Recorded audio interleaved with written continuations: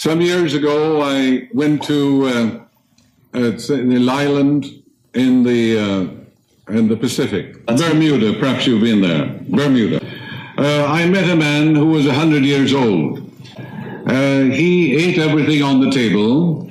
He smoked 2 packages of cigarettes a day, drank a pint of whiskey every day, and he loved the women. What's wrong with that? I asked him the secret of longevity. Well, he said, it's very simple. He said, I have no grudges, no peeves, no resentment, no hatred. Every time, he said, when I open my eyes in the morning, I say, this is the day the Lord hath made. Rejoice and be glad in it. Biblical. Then he said, I say for about 10 or 15 minutes every morning, the rejuvenating, revitalizing power of God Almighty flows through me like a golden river, vitalizing, transforming every atom of my being, so that every atom of my being dances to the rhythm of the eternal God. He found the secret of life. The secret of life is joy, inner peace, the invisible ingredient. In the National Geographic magazine, a worldwide magazine, there was an article some years ago by a professor from Harvard, a medical doctor, a distinguished scientist on nutrition. He went to the Hunza territory near Nepal, in the south of Russia. He found people 110, 135, and some 150 years of age. They all sit around the table. They drink vodka, all kinds of wonderful food. But he said their diet is contrary to all the laws of hygiene or diet that we know of in the Western world. They don't seem to know anything about the calories that we have established.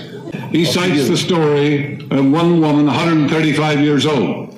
She's smoking all the time. He said, how many cigarettes do you smoke? 2 packages a day, she said. And then she had vodka for breakfast. And he said they had tumblers of wine for every meal. He said he had to drink so much wine he was drunk.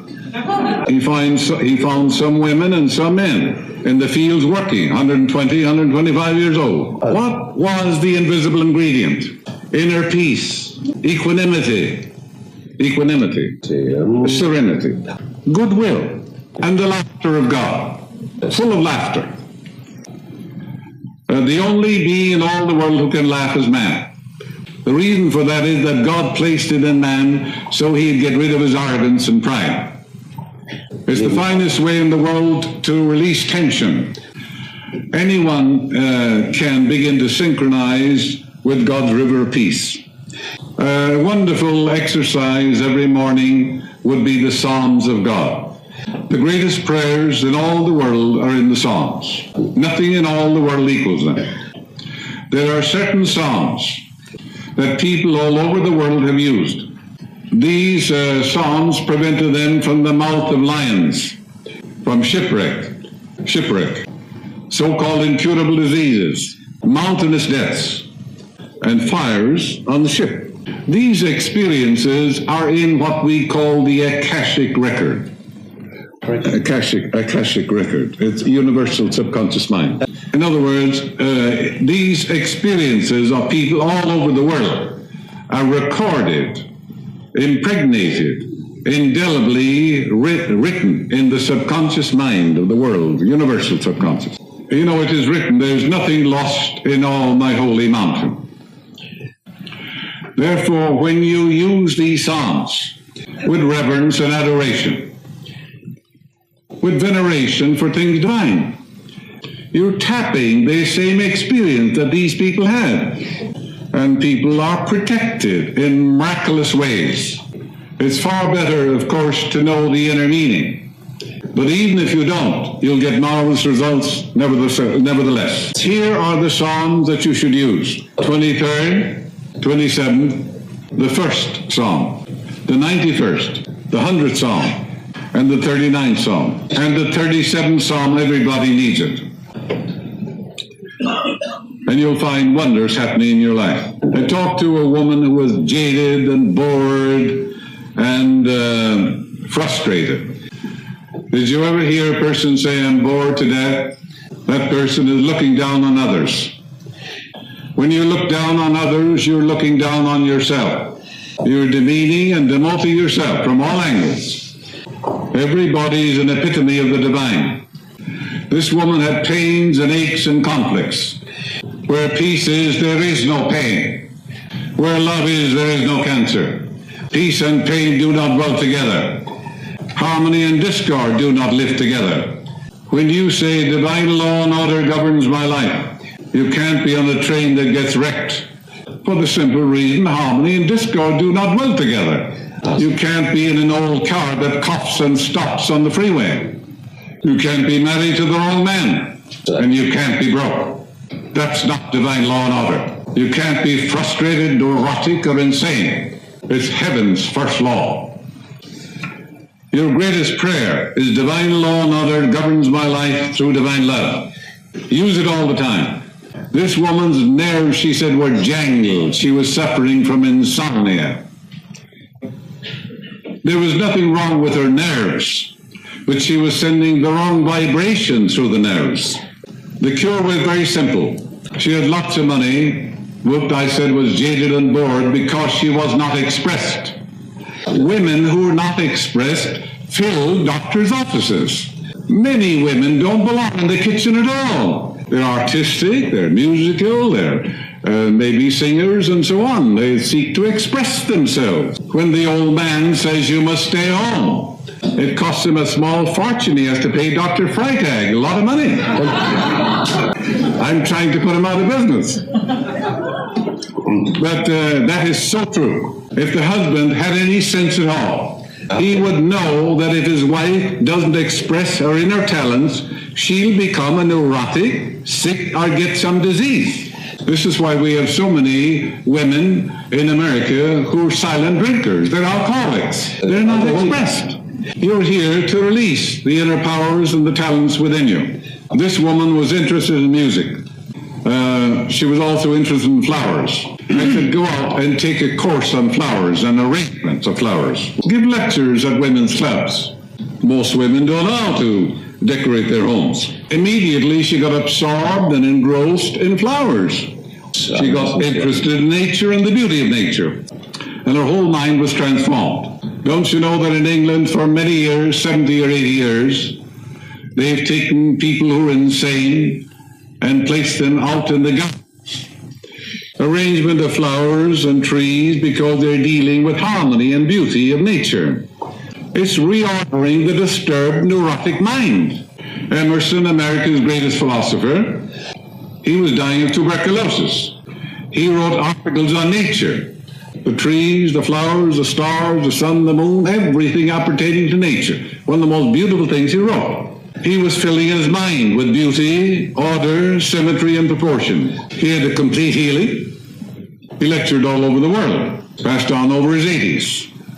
Very simple. Also, they take these patients in the wintertime, and they have them make toys, purses, chairs, and dolls for girls, you know. These people are using a saw, they're using a compass, they're using instruments which bring about order in their mind.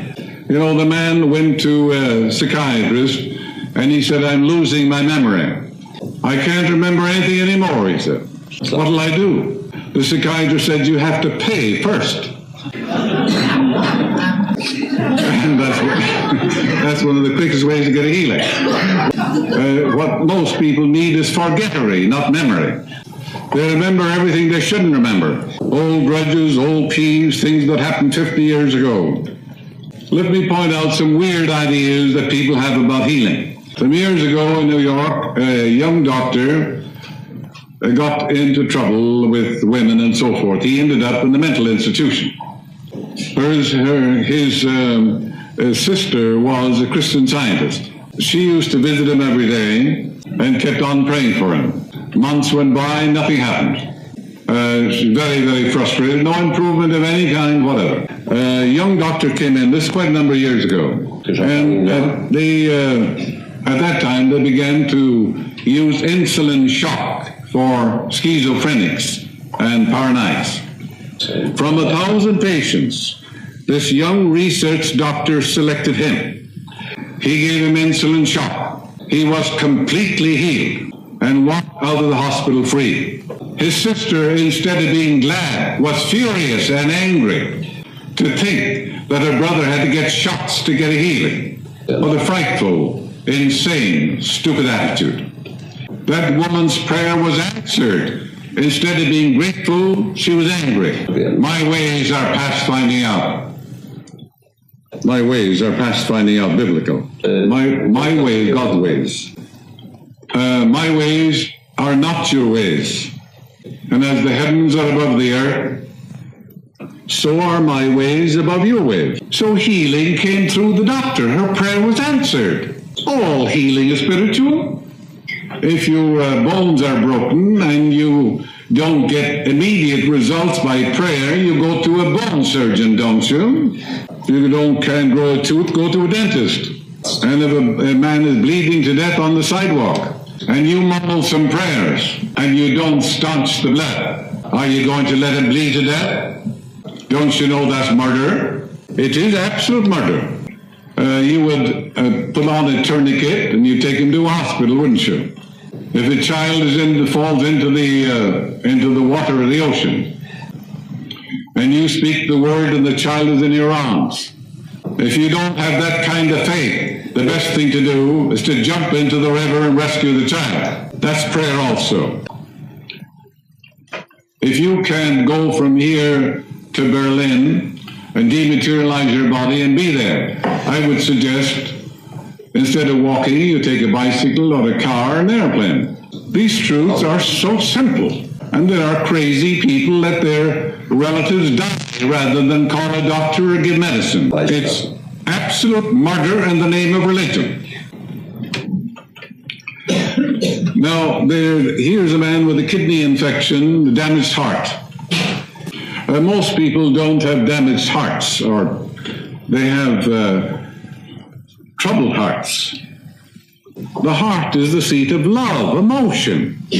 Keep thy heart with all diligence, for out of it are the issues of life. And with all my heart I truly seek thee. The heart, in Hebrew symbolism, they wrote the Bible, it means the subconscious mind. That's all it means. And this is the basis of all religions in the world. Call them what you want. It's in the book of Proverbs. As a man thinketh in his heart, so is he. So does he become. So does he act. So does he experience. So does he express. That's the basis of all religions in the world. When shorn of their wrappings, trappings, superficialities, and externalities. Wrappings, trappings, superficialities, externalities, creed, dogma, tradition. Yeah, in the old liturgies, wafers, wine, all these things mean nothing. It is what you believe in your heart that is made manifest, not what you believe with your lips. To know your religion, I have to know your emotional espousals. What you really believe deep down in your heart about God, life, and the universe. I would have to know your fears and superstitions, because whatever is impressed in the subconscious mind must come forth on the screen of space. Screen of space, the world, objective world. That's when a man knows that, he has some education. It's not what you think with your head, it's what you think in your heart. Ideas emotionalized, put on wheels, impressed in your deeper mind, good or bad, are made manifest. That's the only religion in the world. Whatever ideas, emotionalized, felt as true. These are the things that are made manifest in their experience. In other words, man is belief expressed. It is done unto you as you believe. The law of life is the law of belief. That's the whole law. To believe is to live in the state of being it. It's made of two words, be and alive. Be alive. Believe. To be alive to something. The law of life is the law of belief. To believe something is to accept it as true. It may be an absolute lie. The whole world believes a lie. When they hear the truth, they think the truth is a lie. It's very simple in your Bible. It's done unto you the way you believe. What should you believe in? In the guidance of God. in the love of God, in the harmony of God, in the abundance of God, in the goodness of God in the land of the living, and in the abundant, joyous life. The only thing you ever experience in this life is what you believe subconsciously.